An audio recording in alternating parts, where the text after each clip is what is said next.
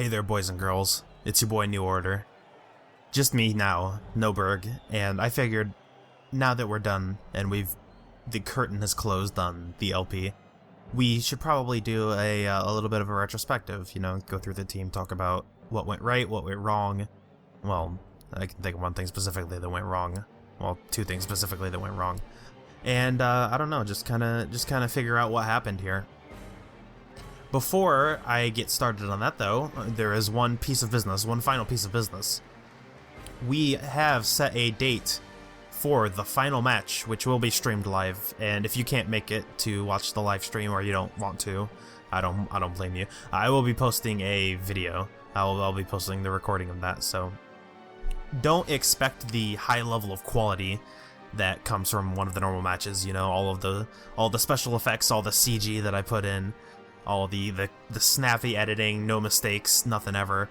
Instead, expect like an hour 15 of me and Berg just shooting the shit, and him coughing a lot and his chair squeaking a lot. God, that sound is burned into my brain. I've had to edit it out of so many videos. You guys don't even know. So that's that. Let's get into the team. There's the team themselves. I think it kind of went pretty standard for the way elves end up going. There were people kind of, you know, like every time a great match happened, there were a lot of really good matches, sure, but every time, you know, like some crazy stuff happened, or like I did a bunch of dodges and threw the ball halfway down the field and whatever. That's just kind of what elves do, and that's what elves are really good at. Nerves of Steel catch on catchers being like one of the big pieces of like enabling some tremendous bullshit, in addition to agility 5 leap and having a really good thrower. The team, in as far as the win rate goes, which is something that I've never really harped on because I didn't really think it was a big deal as we were playing matches. We ended up going 16-7-7, which is a win rate of 65%. So that's a point for every win and half a point for every draw. 65% I think is pretty good. The average for pro elves is around 55 to 60. So, and we were by no means like high level, this is the best Blood Bowl you're ever gonna see. I think it's pretty obvious if you watch me play that I made plenty of mistakes, sure. My opponents were by no means experts all the time necessarily, but you know, we had fun, and that's the whole point of playing Blood Bowl. Yeah, at some point win loss draw just becomes a number. So before we get into each of the players, I'll just say that there are some stats that I think I'm going to make a bit of an effort post to go along with this video. There are some stats that I think are interesting that I kind of want to explore, like, you know, like touchdowns scored per game, how many injuries we sustained, because we sustained a lot of injuries, and then relative the number of deaths, which is actually fairly low, which is something that kind of continued, that trend sort of continued throughout the whole 30 matches. So that's stuff that's going to be accompanying this video. All right, before we begin, we of course have to recognize the fallen hero of the LP, the one player who deserves to be on this list more than any other player, and that's Zanzibar Jones. Fucking rip Zanzibar. Zanzibar Jones might have been my best player. I know they say you never forget your first, and Zanzibar Jones was the first agility 5 leaper that I had. Obviously, L. Ron Hubbard made some fantastic plays, but Zanzibar Jones, oh, the plays, they never stopped. And I don't know, fucking rip Zanzibar. However, we got a fantastic-ish replacement in John Wilkes Booth. He only ever ended up getting 8 SPP and got Blodge. But oh god, he was here for 8 matches and he got 8 SPP. He kind of just did a little bit of everything. By the time we got John Wilkes Booth, the team had hit their stride. I was just kind of doing my thing, and John Wilkes Booth just kind of became a Blodge sidestepper to fill the gaps, be in the right place at the right time, which may have explained why he was so often, or I guess just 2 or 3 times, he was like the only player left standing, and that he has Blodge and he has sidestep, so he can kind of squeeze in and out of situations, and I just kind of put him where I felt like I needed a Blodge sidestepper. I probably should have given him more SPP. There were, like Tina Fey and L. Ron Hubbard got a lot of touchdowns, and they probably didn't need, like, I was just kind of throwing SPP onto the giant pile that was them, because they were not going to get their next level in this thing. But that's not really planning to try to get a player a bunch of SPP for the end of an LP. 30 matches is not a big deal. But I definitely could have done a better job getting him back up to speed with the rest of the team stats, or level-wise. Up next we have Suicide Tank, who was a fairly interesting exercise in non-standard but still very effective skill choices. Obviously Blodge, tackle is a big deal, but before he got tackle, we went ahead and gave him Frenzy. Frenzy, for the most part, it actually worked out pretty well. So a team like Elves, where you play a really spread out, a player here, 2 players there, just kind of like spreading things out to take advantage of agility 4. When you have a big spread out pitch like that, you can actually find pretty effective ways to make use of Frenzy. So you dodge a player away, as opposed to like a KG bashy team like, I don't know, like Orcs. There's not really, you find it hard to squeeze your tackle or squeeze your assists in places so that the follow-up is also fairly safe. That's helped a lot by the fact that he did eventually get tackle. Dauntless, I'll just mention it. It had a couple uses, and it probably could have continued to be useful because some teams don't really expect you to be able to punch up to their strength, especially with the Frenzier. But I never really saw some great play. A couple times it only ever got used. Tackle is a very, very useful skill that we never really bothered with, and actually I never really felt like I needed more always, but you never really felt the huge effects of not having tackle always. So I can't say it enough. For a team to get over like 1500 TV with only one tackler is kind of alarming. Like the bells should be going off in your head that like I need another tackler. I'm going to start to run into more Blodge players. To get over to 1700 and still not have tackle is kind of ridiculous. To get over 2000 and not have more than one tackle that just doesn't happen. That doesn't happen. So Suicide Tank was in fact one of the OGs of the team. He's been around he had one miss next game, I guess, which would account for the fact that no player was actually on the pitch for all 30 matches. At least each one of them at least had one miss next game, maybe a couple.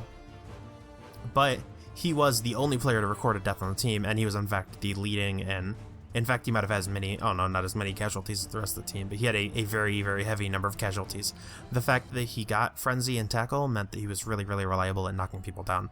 To make him better at killing, you'd probably want to get him Mighty Blow on doubles, and other than that, it's Mighty Blow piling on. Mighty Blow piling on Frenzy Tackle is like the best you can do for a player who can't also get like Claw. Moving on from the Blitzers, who again were like kind of the stopgap workhorse. They were Blitzers. They blitzed, they sat the front lines, took punches, and sometimes felt the effects of that. Moving on to the catchers, who are the scorers of the team. We have Tina Fey. Oh, Tina. Oh, Tina, you're too good to me. Tina Fey actually turned out to be a very fantastic build for a marker player. So, because we have 4 catchers, there are obviously things that we want them to specialize in. So it's very useful to have a player who can mark, a player who is just kind of fast and also can provide assists, a player who can knock the ball free, and a player who can go pick the ball up and is just a great scorer. And it was actually really great to see these players kind of like fall into their roles, and then to see the thread react to that and give them skills to assist in the things that they were really good at. So Tina Fey was a really great marker. We went ahead and gave her Shadowing first, because 8 movement, Shadowing, that's always fun times. Diving Tackle is a pretty easy follow-up for that, because Shadowing Diving Tackle makes it that much harder to get away from people. And then Sidestep, again, to continue to sidestep and stay next to players. Sidestep probably should have come first, Diving Tackle should have come next, and Shadowing should have come third, so I would have flipped these, but, we made it work. What are you going to do? Tina Fey, by virtue of being around the longest, comparatively to, actually quite a few of these players have been around for quite a while, but she was actually pretty high up there in the MVP range. That explains why she barely got beat out by Elrond at the very end, but Elrond and Tina Fey have basically been neck and neck as far as SPP is concerned for the duration of this thing. So she did get her fair number of touchdowns. a couple utility passes here and there, and actually led the team in receptions despite not leading the team in touchdowns. It's kind of weird how that works sometimes. Elrond was, yeah, I guess I handed it off to him more than I passed. Who knows? Who even knows anymore? Let's get to Elrond. Oh, Elrond. Oh, Elrond. With Zanzibar Jones gone, Elrond pretty easily cemented his place as the #1 stunner of my heart. 9 movement, not critical, not strictly necessary. It was kind of useful in times. There were definitely times where I used all 9 squares of that movement to do the thing that I needed to do. But when you're agility 5 and you have leap, you can pretty much be anywhere you want and do anything you want forever. And Elrond certainly made his presence known once we lost Zanzibar and we needed that player to be that agility 5 leaper. Of course, not surprising that he led the team in touchdowns and was very high up there in the passes, receptions. Having the agility 5 and high movement meant that in cases where I didn't have a thrower handy, Elrond could kind of sub in and be the de facto second, third best thrower on the team. Also a fairly high number of injuries, not surprising to see people targeting Elrond Hubbard for Murder Squad. Up next we have Rip Guy Who Died, a player who never really reached his prime, I don't think. So we made it so far, we made it 30 matches, and he only really ever got to level 4. I think the next choice for him would have been Dodge. I think that's pretty easy. Unfortunately for us, we actually very rarely got doubles rolled on players. But he was a player who started out by taking wrestles. So we had Tina Fey, Elrond Hubbard, and we picked up Rip Guy Who Died. So actually, the story of his name, if you forgot or you weren't around for the first couple matches, the second match, I had a loner on my team who got Kaz'd. And on that death card, I just kind of put Rip the Guy Who Died, because I didn't want to, like, when I was making the cards, I didn't want to go look up his name, and I knew it was some elf bullshit, who knows, loner. So I threw up the name Rip Guy Who Died. When we were going through voting for the name of a new catcher, the voting was kind of mixed. Nobody really picked a strong contender, and then some dude popped in and was like, Rip Guy Who Died, and then everyone flocked to it, which kind of tended to happen a lot. Either I would say something, or something would happen, and then everyone would just flock to it. The same was with the case with Rip Bottom Skink, whose story we will get to. Oh, Rip Bottom Skink, will tell your story in due time. But Rip Guy Who Died was born, and so we had Tina Fey, we had Elrond. They both were blodged up, or maybe just dodged. They might have been blodged up, who knows. But I had been talking a lot about when it came time to get Rip Guy his first level, or the match or two leading up to it. I had been talking about how we desperately need a player with wrestle, because we have block on what was Zanzibar Jones. We have block on Suicide Tank, and we need a player who has wrestle to strip the ball, basically strip the ball free. It's not strip ball necessarily, but it was to knock down, to clear paths basically. Elves are very effective when you can get lanes of attack through players, and being able to take out tackle zones with wrestle is very effective. Unfortunately for us, he was one of the few players to roll doubles on his next roll, and with an elf catcher, there's really not that much that you need to get them. Nerves of Steel would have been great on a normal catcher who rolls doubles, because Nerves of Steel is a passing access skill, but we start with it, so there wasn't really much to go along with it. Wrestle, guard, obviously counterintuitive skills. You knock down a wrestle player and he can't continue to guard, whereas a block player would just stand there, but whatever. Following it up is another 9 movement player. And again, that made him great at scoring still, because that means he can score from that much square farther out, but it also made him that much better at being able to run around and give guard access, give guard support. He was around for 28 matches, not quite an OG, but very close. Oh, sorry, I'm looking at the wrong player. So he's around for 27 matches. Third on the team in touchdowns, which is kind of surprising. Well, I guess not that surprising, considering he's a catcher and the other one was not around for quite as long, but yeah, he was mostly relegated to assist giver status. Our final catcher is the Elven Cheerleader. This was a name that was given out at during the period which we really wanted to buy cheerleaders. That tends to happen with every Blood Bowl LP, is that at some point they all decide that they want to buy cheerleaders. So we bought 2 cheerleaders, and then we bought the Elven Cheerleader.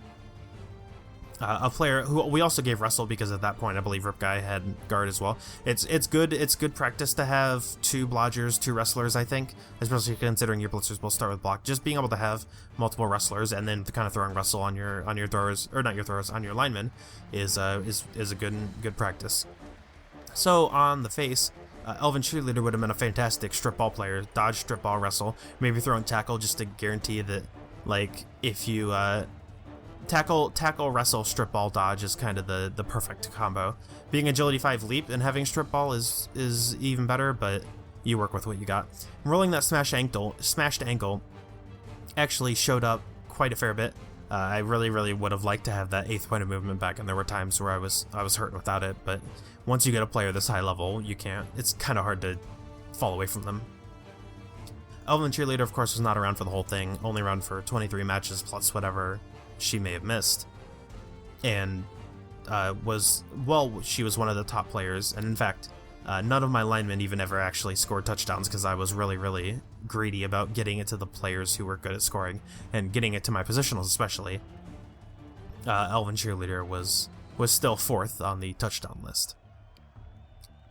Let's hop right down to the Dragon, who was definitely an OG of the team. Accurate, sure hands, pass, all great skills. The Dragon could bomb it from basically everywhere, plus movement was incredibly helpful for getting to the ball, and then with sure hands, hopefully not failing, which it did its fair share of times, picking up the ball, throwing the ball. Obviously not having dodge, obviously not having block was a problem. There were times where the Dragon had to play defense especially, and that's really bad because a player doesn't have block and dodge and is this meaty with all these meaty skills. That tends to be a player that you target as an enemy of the team. And you can see that by the fact that the Dragon almost leads the team in KOs and almost leads the team in injuries. The Dragon got targeted quite a fair bit. Luckily, though, we had a fairly fine backup in Heyburg, a player who also did not have block or dodge, but had accurate and strong arm, which meant that Heyburg could basically huck it from really far away. I tended to use the Dragon more than Heyburg, especially after getting sure hands, just because, for the most part, like a 2+ is a 2+. Being able to throw it away from farther is not that great, but just having that sure hands roll on the pickup is that much more effective. Heyburg kind of tended to float it around in the middle of the field. When you do the L2 to an offense, you want to give yourself as many options as possible. So the Dragon hucking it to Elrond was more often than not the backup plan. There were like plans in place, like maybe if my opponent tries to like heavily shut down Elrond Hubbard, or like tries to get in the way, screen me off and make me throw it over the top of them. Hand off to Heyburg, hand off to, I don't know, Tina Fey, Elven Cheerleader, Rip Guy, players who are just kind of floating in the middle, and that's generally a good practice to have. You never really want to go all out on one plan unless you just like don't have the players to make it happen. So Heyburg was a very great backup thrower. Heyburg tended to be relegated to the line a lot when my linemen all got knocked out. So Heyburg was basically outside of my linemen. Heyburg was the next player that I would look to put on the line. And in fact, there were a couple cases where I let the loose cannon not be on the line just because I wanted to be able to kick the ball. So I would put Heyburg on the line because if he dies, whatever, I'll just go get a new thrower. Who cares? So we'll hop backwards to Redacted. Not much to say about Redacted. I would say some more, but I feel like I'd be censored. I don't actually even think. Well, we can look at Heyburg's stats. He was not that fantastic. Redacted got a casualty and got hurt twice over 2 matches. So Redacted got hurt in 2 matches, or was it? Did Redacted get? I guess it would have been badly hurt or something. Who knows? No. Oh, Mystex game once. Whatever. Who cares? Redacted's boring. Just a lineman. Not much to say there. Rip Bottom Skink. The story a player whose name's tied with Rip Guy Who Died, sort of. So. The story of Rip Bottom Skink was we once long ago had a player called Two Skinks in a Trench Coat. Was a lineman, was one of Berg's boys along with asshole Tony. But Two Skinks in a Trench Coat got minus strength, and the thread in one of their few acts of mercy decided not to keep around one of these perpetually hurt players and threw Two Skinks in a Trench Coat to the curb. They were ambivalent in deciding their new name for this new player to fill the spot of Two Skinks in a Trench Coat, and they eventually came up with a name. And after I had tallied all the votes, posted what the new name was going to be, at the very bottom of that post, I said, Rip Bottom Skink.